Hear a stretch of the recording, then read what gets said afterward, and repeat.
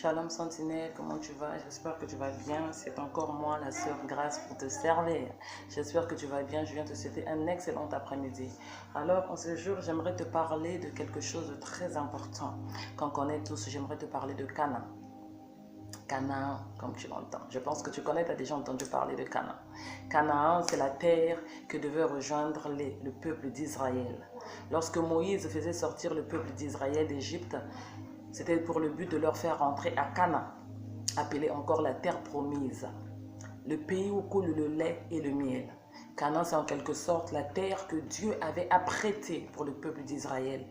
Le peuple d'Israël qui n'est d'autre que les enfants de Dieu, donc toi et moi.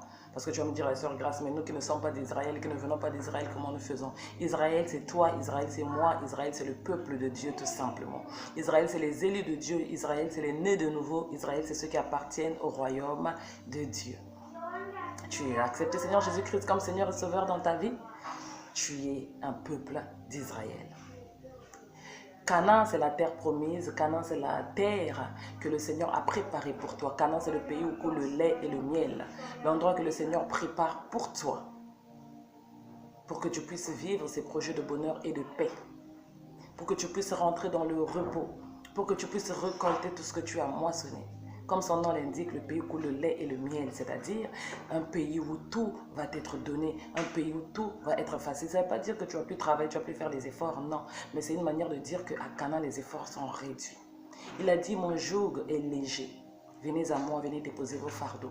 Lorsque nous sommes dans le monde, lorsque nous sommes en Égypte, les fardeaux sont difficiles, les fardeaux sont durs, les fardeaux sont lourds. Beaucoup d'efforts pour un petit salaire, beaucoup d'efforts pour qu'on te pose, pour qu'on te marie, beaucoup d'efforts pour que tu puisses avoir quelque chose. Il faut travailler dur, de sorte le matin pour rentrer à 21h, à 22h, à 20h. Il faut passer des heures et des heures à apprendre des choses pour aller enseigner, pour réciter, pour faire des exposés, des dissertations, des années des enseignements. Mais lorsque tu es à Canaan, ça ne veut pas dire que tu ne fais pas des efforts, mais les efforts sont réduits. Parce que le terrain est déjà préparé. Parce que le Seigneur a déjà fait la mise en place. Toi, tu ne viens que déposer ce qu'il faut déposer. Avec Canaan, ce qui est bien, c'est que lorsque nous sommes à Canaan, les efforts sont complètement aplanis. Les efforts sont anéantis. Nous faisons peu et nous gagnons beaucoup. Exemple, le Seigneur peut te demander tout simplement de poster une vidéo.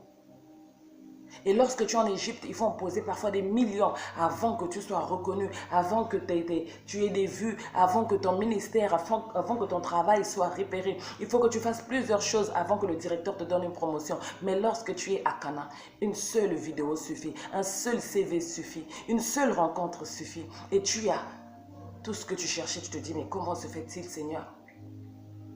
Lorsque j'étais dans le monde, il a fallu que je multiplie les vidéos. Lorsque j'étais en Égypte, il a fallu que je multiplie les CV, que je tape à la porte de beaucoup de sociétés, d'entreprises. Mais là, la rencontre avec un seul homme, une simple personne, en 5 minutes, il a pu me nommer directeur. Alors que pour arriver à ce poste-là, il m'a fallu des années d'expérience, de bureau en bureau, de poste en poste pour arriver ministre.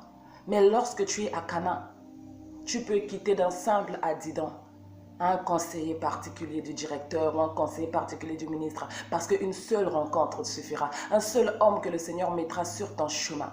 Donc tu as fourni des efforts bien sûr, parce qu'il fallait que tu ailles à la rencontre de cet homme, il fallait que tu sortes de ta zone de confort, tu sors de chez toi pour rencontrer cette femme, cet homme qui allait être une source de bénédiction pour toi. Mais l'effort que tu fais est moindre que si tu étais en Égypte. En Égypte, il faut monter de poste en poste. Il faut faire des travails en travail. Il faut faire d'expérience en expérience, des études en études. Pas après pas. Parfois 10 ans plus tard, afin d'atteindre ce poste-là, pardon. Mais lorsque tu es à Canaan, les efforts sont moins pour des résultats puissants, rapides. C'est ça Canaan, c'est la terre de repos. Parce que tu dois savoir qu'en tant qu'enfant de Dieu, l'or et l'argent appartiennent à notre Père. En tant qu'enfant de Dieu, le pouvoir nous a été donné de marcher sur les serpents et l'aspic, d'écraser la tête des serpents. L'autorité nous a été donnée de dominer sur cette terre. Alors rien ne peut te résister au nom de Jésus. Tu es vainqueur et plus que vainqueur. Mais les choses te résistent. Tu as du mal à voir les choses parce que tu es en Égypte, parce que tu es en esclavage parce que tu es encore dans le monde. Mais lorsque tu quittes le monde pour rentrer à Canaan, lorsque tu sors de l'Égypte pour rentrer à Canaan, la terre promise, la terre de repos où coule le lait et le miel, ta vie change complètement, ta vision change complètement, tes efforts sont récompensés. Donc la différence entre le monde, entre l'Égypte et Canaan, c'est quoi? C'est que dans l'Égypte, tes efforts ne sont pas récompensés. Dans le monde, tes efforts ne sont pas récompensés. C'est pour ça que tu peux voir des ministres, des grands écrivains, des grands artistes, des grands chanteurs, des grands entrepreneurs qui ont des millions d'entreprises, des millions d'hôtels, des millions de choses. Mais les pauvres, on ne les récompense même pas. On sait juste qu'il est millionnaire, on sait juste qu'il est propriétaire de telle ou telle chose. Mais le pauvre, parfois, ne reçoit ni de la récompense auprès des gens, ni de la reconnaissance. On sait qu'ils sont riches, au contraire, on veut les tuer à cause de leur richesse. Au contraire, on veut leur faire du mal à cause de leur richesse. Au contraire, on les calomnie, on les fait du mal, on les pointe du doigt à cause de tout ce qu'ils ont. Et pourtant, ils améliorent la ville, ils apportent le développement, ils changent de quartier, ils changent d'environnement. Ils sont en train de réduire le taux de chômage. Mais leur tête est donnée à prix, leur réputation est donnée à prix. On les juge, on les condamne. Mais quand tu es à Canaan, tu es récompensé. Le Seigneur va toucher le cœur de quelqu'un pour venir te donner une dîme, pour venir te donner un cadeau. Le Seigneur va toucher le cœur de quelqu'un pour écrire un livre à ton nom, faire une chanson à ton nom. C'est pour ça que vous pouvez voir des grands serviteurs de Dieu qui ne sont plus de ce monde, mais on parle encore d'eux. Des livres sont écrits pour eux. Des écrits sont laissés pour eux à perpétuité. Des films sont faits en leur honneur. C'est la récompense de Dieu. Parce que lorsque tu es à Canaan, tu es récompensé. Les petits efforts que tu fais, tu es reconnu. Pour les vidéos que tu fais, pour les chansons que tu chantes, tu es reconnu. La récompense, tu la vis sur la terre. Tu vois les gens te dire merci. Tu vois les gens t'apporter des offrandes, t'apporter des dîmes. Tu vois des gens faire des témoignages en ton nom. Tu vois des gens réciter tes livres, réciter tes chansons. Tu vois les gens poster tes hôtels. Peu importe dans quel domaine le Seigneur t'utilise, mais tu vois ta récompense. On peut appeler ça comme une sorte d'hommage. Les gens te font hommage. Le Seigneur te montre que oui, tu as travaillé et tu es récompensé. Voilà ta gloire. Mais lorsqu'on est en Égypte, lorsqu'on est dans le monde, on est plus esclave qu'autre chose. Voilà pourquoi tu peux voir les riches se suicident, les milliardaires se tuent. Parce que malgré ce qu'ils font, on leur demande toujours plus. Malgré ce qu'ils apportent à la société, on lui demande toujours plus. Malgré ce qu'ils donnent à la famille, elle n'est jamais satisfaite de ses efforts. Parce qu'elle est en Égypte. Parce qu'elle est dans le monde, il est dans le monde. Mais lorsqu'il arrive à Canaan, toute la famille reconnaît la grâce d'avoir ce frère, la grâce d'avoir cette sœur. Toute la famille reconnaît les dons et les talents qui sont mis en toi. Toute la famille commence à voir que tu es l'élu. Toute la famille commence à voir que tu es le joyau, le trésor que Dieu a mis dans leur famille et qu'ils doivent te chuchoter, ils doivent t'aimer, t'adorer, peut-être non pas t'adorer, t'aimer, te respecter, te valoriser parce que tu es la personne par qui passe pour les faire du bien. Ils commencent à voir ta valeur. Cet homme commence à voir la valeur de la perle rare que le Seigneur lui a donnée, de cette femme-là, de cette Ève que Dieu a mis à sa côté. Il ouvre même les yeux pour reconnaître que voilà ma côte. Mais lorsque tu es en Égypte, que tu es à Canaan, tu as beau être la côte de ses os, la côte de ses côtes, la chair de sa chair, il sera aveuglé par le masque, par le voile. Le diable fera tout qu'on ne te voie pas, qu'il ne te voie pas, qu'elle ne te voie pas, qu'il ne te reconnaisse pas, qu'elle ne te reconnaisse pas, parce que tu te trouves du mauvais côté, parce que tu es encore esclave, parce que tu es encore en prison, parce que tu es dans le monde, parce que tu es en Égypte. Canaan, c'est la terre promise. Canaan, c'est la libération. Canaan, c'est la paix. Canaan, c'est la résurrection. Canaan, c'est le nouveau départ. Canaan, c'est la terre que Dieu a décidé pour toi, l'élu, qui est passé par des choses difficiles.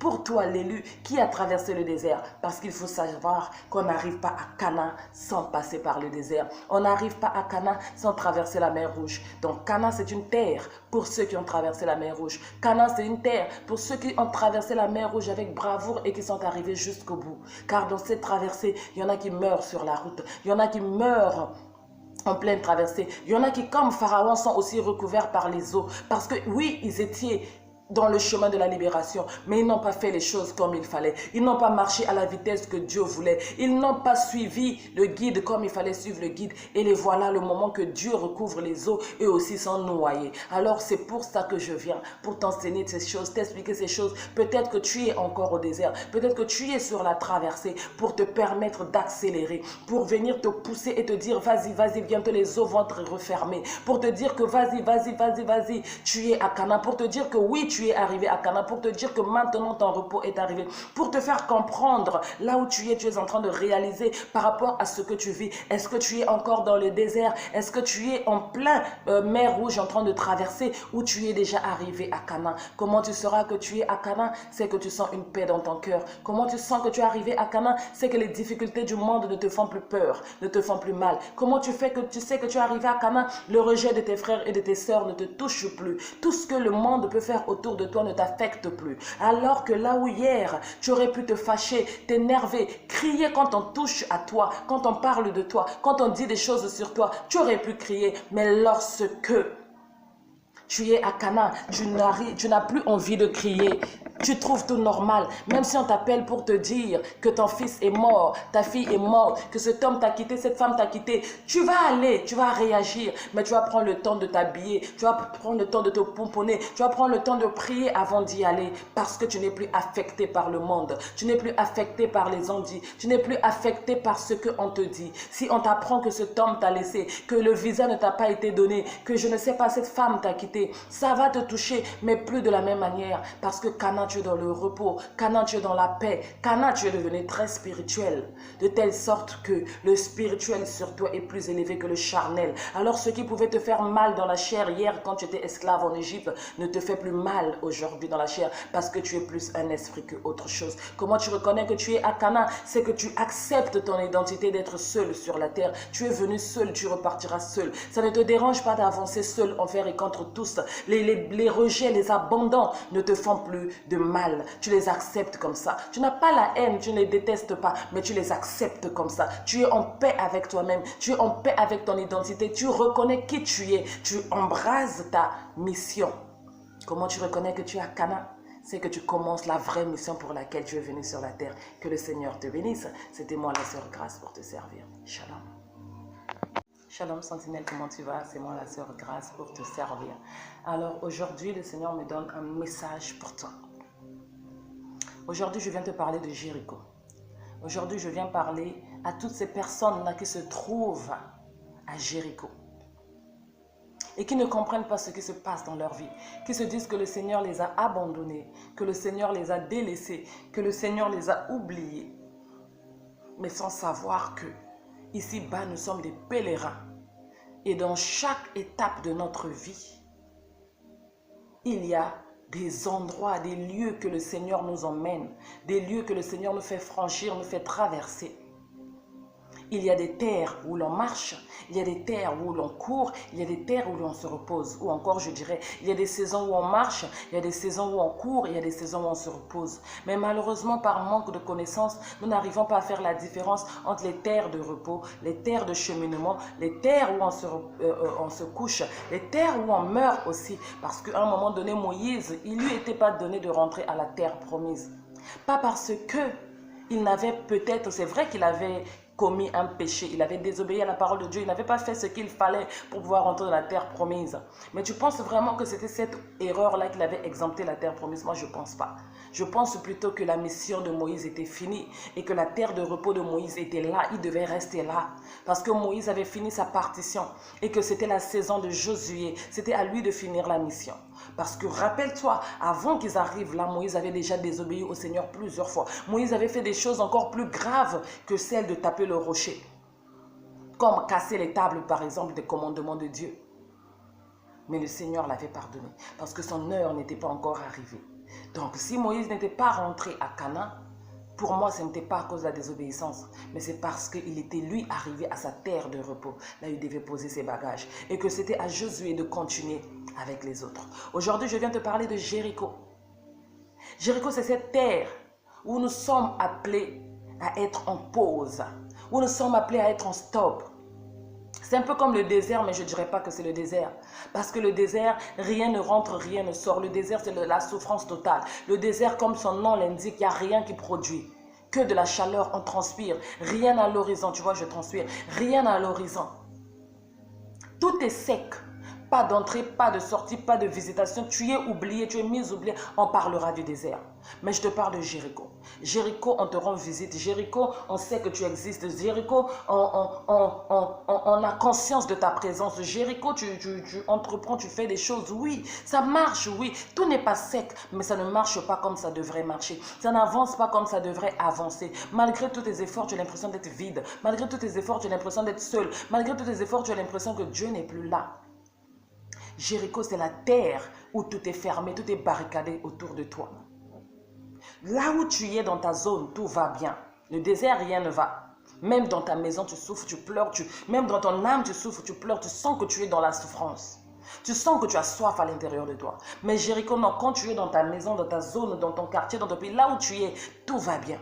Mais sauf qu'en dehors de ça, rien ne va. Tu ne peux pas sortir de ta ville, tu ne peux pas sortir de ton quartier, tu ne peux pas sortir de ton pays. Tu ne peux pas commencer la mission de Dieu. Tu ne peux pas commencer à faire ce que tu avais, ce projet que tu avais écrit. Pourtant, l'argent est là, les avoirs sont là. Mais tu ne comprends pas comment tu n'arrives pas à manifester le projet. Cette personne-là, elle est là. Il t'a promis, mais il n'arrive pas à faire la promesse. Tout est mis en place. Tout est là, mais ça ne déclenche pas. Tu es appelé à chanter. Tu es là dans un studio, mais ça ne sort pas. Tu es appelé à faire ceci. Tu fais, mais ça ne déclenche pas des fruits. Tu as fait des clips, mais ça ne déclenche pas les fruits. Tu as fait le film, mais personne ne se rend compte de ça. Peu importe ce que tu as fait, tu fais, mais il n'y a pas de fruits. Par contre, dans le désert, pareil, il n'y a pas de fruits aussi. Mais sauf que Jéricho, tu fais, tu accomplis. C'est vu, mais c'est juste que c'est ignoré. Parce que ce n'est pas le temps pour que ça explose. Ce n'est pas le temps pour que ça germe. Pas parce que tu es dans la sécheresse. Pas parce que tu es dans la punition. Parce que le désert, c'est une forme de punition. Le désert, c'est une sécheresse. Le désert, tu es déposé là-bas. Pas par défaut, mais à dessein. Le Seigneur sait pourquoi. C'est une sorte de punition. Donc, tout est privé. On te prive de tout. Par contre, Jéricho, on ne te prive pas. Jéricho, c'est une espèce de salle d'attente. C'est comme si on te disait, on sait que tu vas devenir star, mais attends d'abord. On sait que tu dois passer à la 2e saison, mais attends d'abord. On sait que tu fais partie de l'équipe qui va faire la compétition, mais mets-toi d'abord sur le banc de touche. On sait que tu vas t'introduire dans le match et commencer à jouer, mais assieds-toi d'abord à côté. On sait à quel moment l'arbitre va t'appeler. Jéricho, c'est un peu un temps de repos, où on se dit que oui, d'accord, on va le faire jouer, mais il a quand même eu mal la dernière fois. Réparons d'abord son pied, réparons d'abord sa douleur. Oui, il va faire la mission pour laquelle il est appelé, mais il n'a pas encore les compétences qu'il faut. Il reste quelque chose, donc mettez la dernière chose. Jéricho, c'est ce moment-là où tu te sens prêt, mais rien n'arrive. Tu dis que oui, Seigneur, j'ai déjà été formé en femme. Je suis prête à être Esther. Mais pourquoi vas-tu ne quitte pas? Seigneur Jésus-Christ, Jéricho, c'est toute la mise en place est terminée. On a tout fait. On t'a apprêté comme Esther, on t'a lavé pendant les 40 jours. Comme Esther, on t'a mis les colliers, on t'a lavé avec les parfums, on t'a enseigné à être une bonne épouse, tout ça. Mais l'homme ne rentre pas. Jéricho, c'est tu as le visa, tu as tout ce qu'il faut, tu as le billet. Mais par contre, il n'y a pas de vol, rien. Ou encore, personne ne te donne une invitation. Le pays là ne t'accepte pas, pourtant tu as tous les dossiers qu'il fallait. Jéricho, c'est là où tu te dis, Seigneur, maintenant je suis prête à bosser. Fini la maladie, je suis sortie de l'hôpital. Je dois recommencer à faire mon travail. Mais par contre, le travail ne te rappelle pas. Et pourtant, ils avaient dit que dès que tu vas te rétablir, on va te rappeler. Tu t'es rétabli pendant 1 semaine, 2 semaines, 1 mois, mais on ne te rappelle pas. Mais tu dis, Seigneur, tout est là, tout ce qu'on m'a demandé. Tu as déposé le dossier dans ce ministère, dans cet endroit, mais on ne t'appelle pas.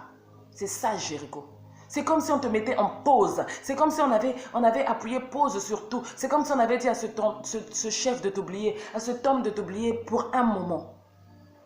Et toi, tu ne comprends pas ce qui se passe. Tu commences à te plaindre, Donc, dans ton corps, dans ton âme, tu sens que tu es prêt pour la mission qui t'attend. Tu es prêt pour le mariage, tu es prêt pour le voyage. Tu sens à l'intérieur de toi, tu es prêt. Effectivement, tu es prêt, mon frère. Effectivement, tu es prêt, ma soeur. Tu ne te trompes pas. Tu es prête parce que le temps est arrivé. Mais c'est juste que tu es à Jéricho d'abord. Jéricho, c'est la salle d'attente où on te met avant que la voix puisse sonner dans la salle d'attente que, chers passagers, les passagers du vol, sont priés de se rendre au quai. Jéricho, c'est l'endroit où on attend juste qu'on t'appelle. Jéricho, c'est l'endroit où on attend qu'on ouvre les portes pour que tu prennes ta valise et que tu ailles au pied de l'avion. Jéricho, c'est l'endroit où juste que tu attends et puis qu'on t'appelle.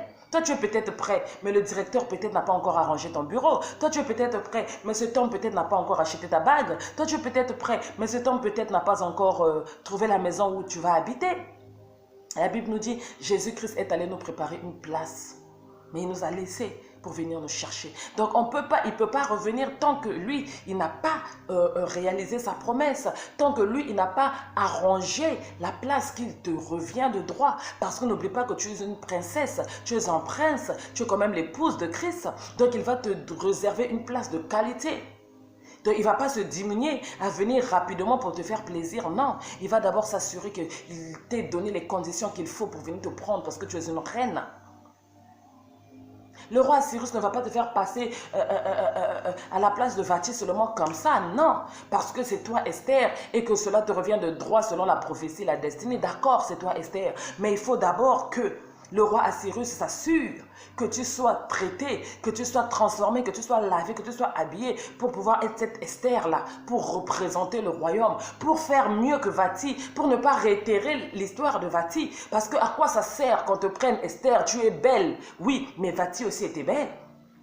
C'était même l'une des qualités les plus fortes de Vati, sa beauté. Vati était très belle, voire même plus que Esther. Mais Vati n'avait pas tous les prérequis. Vati n'avait pas toutes les préparations qu'il fallait. Elle avait été préparée extérieurement, physiquement, mais n'avait pas été préparée intérieurement. Elle n'avait pas les ressources pour porter un roi. Elle n'avait pas les ressources pour diriger un royaume. Elle n'avait pas les ressources pour représenter un roi à l'extérieur. Elle n'avait pas ces ressources-là. Elle n'avait pas ces ressources-là, Vati. Mais Esther avait ses ressources. Parce que Esther avait ses ressources d'abord à l'extérieur. Vati n'avait pas toutes les ressources, elle n'avait pas toutes les préparations. Mais Esther, par contre, si. Donc là où Vati avait été préparée point de vue physique et extérieur, Esther, elle avait déjà été préparée point de vue intérieur. Elle avait les valeurs intrinsèques. Elle avait les valeurs d'une femme. Elle avait les valeurs du royaume qui lui avaient été attribuées, enseignées par son oncle Mardoché. Donc lorsque Esther rentre dans le palais, ce n'était que pour arranger la coque. C'était pour arranger le côté extérieur d'Esther. Et c'est le rôle qu'a joué les intendants du roi. Mais entre le temps que Esther était apprêtée, si tu t'en souviens, elle était prête. Mais elle ne pouvait pas aller directement débarquer chez le roi comme ça parce qu'elle était prête. Non, il fallait attendre que Vati commette l'erreur. Il fallait attendre la décision du gouvernement de Assyrus. Il fallait attendre aussi que le décret soit donné, que la sentence soit donnée sur Vati. Il fallait encore attendre qu'elle soit rejetée du palais afin d'intégrer Esther. Mais sinon, Esther était prête. Esther, on l'avait déjà préparée. Les intendants avaient remarqué qu'elle s'occupait des autres, qu'elle était une bonne femme, qu'elle était une bonne amie, qu'elle était une bonne colocataire. Le roi Assyrus avait approuvé sa beauté. Il avait même testé déjà la marchandise, tout ça. Mais tant que Vati n'avait pas commis l'erreur, tant que Vati n'avait pas fait ce qu'il fallait, Esther devait être à Jéricho. Esther devait attendre. Donc Jéricho, on ne se plaint pas.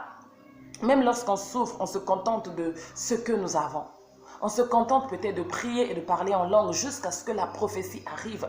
Parce que la prophétie est peut-être arrivée de ton côté. Oui, tu es prête. Oui, tu sens que tout ce que Dieu t'a dit s'est manifesté. Tu es prête. Pourquoi la porte ne s'ouvre pas? Mais la porte ne s'ouvre pas parce que de l'autre côté, Vati n'a pas encore commis. La porte ne s'ouvre pas parce que de l'autre côté, le roi Assyrus, ses chefs, ses ministres ne se sont pas encore rassemblés pour lui donner la sentence. La porte ne s'est pas encore ouverte tout simplement parce que de l'autre côté, Jésus n'a pas encore fini de préparer la place pour que tu viennes. La porte ne s'est pas encore ouverte parce que de l'autre côté, celle ou celui que tu attends est aussi en train d'être préparé. Préparé à te donner ce travail, préparé à ranger ton bureau, préparé à te recevoir, préparé à te reconnaître comme sa moitié, comme sa côte. Parce qu'une chose faite ou donnée au mauvais moment peut faire beaucoup de mal. Un enfant qui n'est pas prêt à manger de la nourriture des adultes solides, si on lui donne la nourriture solide, ça serait faire du mal à son estomac ou à ses dents. Il faut attendre le bon moment. Il faut attendre le moment précis de Dieu. D'où Jéricho. Donc pour terminer, je te dirais que Jéricho est le lieu d'attente. Jéricho est le lieu où on nous met comme en espèce de quarantaine. Pas parce qu'on nous punit, pas parce qu'on est en train de nous préparer encore. Non, nous avons déjà été préparés. Nous avons déjà été arrangés. La mise en place est terminée. Nous nous reposons. Nous attendons tout simplement qu'on appelle. Elliot, c'est ton tour. Présence, c'est ton tour. Emmanuel, monte sur la scène. Eliana va chanter. Alexandre, il est temps qu'on voit tes dessins. Francis, il est temps que tu arrêtes ce que tu fais et de prendre ta vraie place. Jéricho, c'est là où on attend. Jéricho, c'est là où on attend. Mais on n'attend pas seulement comme ça, on attend dans la prière en langue, on attend dans la prière. Jéricho, c'est là où on contourne 7 fois la tour avec des prières jusqu'à ce que Jéricho tombe. Parce que Jéricho, c'est le blocage. Jéricho, c'est cette tour-là qui est levée entre toi et la réalisation de ta promesse, entre toi et la prophétie. Mais c'est en priant, c'est en chantant, c'est en louant, c'est en adorant que la tour, les murs de Jéricho vont s'effondrer et que tu vas pouvoir rentrer à Canaan. Jéricho est la phase par laquelle on passe avant d'arriver à Canaan. Tu es sorti déjà du désert, oui. Tu as traversé la mer Rouge, oui. Tu t'arrêtes d'abord à Jéricho pour te reposer. Pour soigner tes blessures, tu es fatigué, pour prendre l'énergie, la force nécessaire. Parce que Dieu ne va pas te faire entrer dans un endroit qui va encore aller te faire du mal. Non. Canaan, c'est pour rire. Canaan, c'est pour sauter. Canaan, c'est pour jubiler. Canaan, c'est pour être heureux, profiter des projets de bonheur, profiter de ce mariage, de cet homme, de cette femme, de cette chose que tu avais attendue, que tu as eue. Mais si on te donne cet homme, tu es toujours triste. On te donne ce mariage, tu es toujours malheureuse à l'intérieur à cause des choses qui sont passées dans l'Égypte, à cause de ce que tu as vécu dans l'Égypte, ça ne sert à rien. Donc il faut qu'on te mette dans Jéricho, qu'on s'assure que tu peux vivre par toi-même, qu'on s'assure que tu as oublié le passé, tu as oublié les blessures, tu as essuyé les larmes, que cet homme-là ne sera pas un Dieu pour toi, mais que tu sais mettre Dieu en premier. Donc cet homme va être un supplément, va être une cerise sur le gâteau. Cette femme ne viendra pas être ton Dieu, elle ne viendra pas être, je ne sais pas, la chose que tu vas élever au-dessus de ton idole, non. Tu n'auras pas de dépendance affective face à cet homme, face à cette femme, face à ce pays, face à ce voyage. Mais tu auras déjà mis Dieu devant. Pourquoi? Parce que dans Jéricho, on t'a appris la solitude. Dans Jéricho, on t'a appris le contentement. Dans Jéricho, tu as compris que tu es seul. Dans Jéricho, tu étais seul dans la salle d'attente. Et quand cette chose arrive, tu bénis le Seigneur, merci. Mais tu ne feras plus de cette chose ta priorité. Tu ne feras plus de cette chose ton Dieu. Ça devient un complément. Ça devient une cerise sur le gâteau. Tu bénis le Seigneur parce que tu as eu ce que tu voulais. Mais tu ne enlèves pas Dieu à sa position. Alors que si on t'avait donné cette chose avant, tu allais élever cette chose au rang de Dieu. Et ça, le Seigneur ne l'aime pas. Parce que notre Dieu est un Dieu jaloux. Donc voilà pourquoi il met Jéricho pour d'abord travailler ton idolâtrie, ta dépendance affective, guérir des blessures, enlever les traumas de l'Égypte, enlever les maladies psychomatiques, psychotraumatiques que tu as vécues dans l'Égypte. Te donner la confiance en soi, la valeur en toi, te faire révéler ton identité, te redonner la force, la puissance, la joie de vivre toi-même d'abord. Ton indépendance toi-même d'abord, afin que lorsque ce voyage arrive, ce pays arrive, ce mariage, cet enfant, peu importe ce que tu demandais, que ça puisse être un complément à ton sourire que tu as déjà, à ta joie que tu as déjà, à ta force que tu as déjà, pour que tu puisses bénéficier pleinement de ce bonheur et de cette joie, de ce mariage, de ce bébé, de ce pays, de cet enfant. Que le Seigneur te bénisse. Donc dans Jéricho, on ne se plaint pas, on prie. Dans Jéricho, on ne tourne pas les regards inquiets.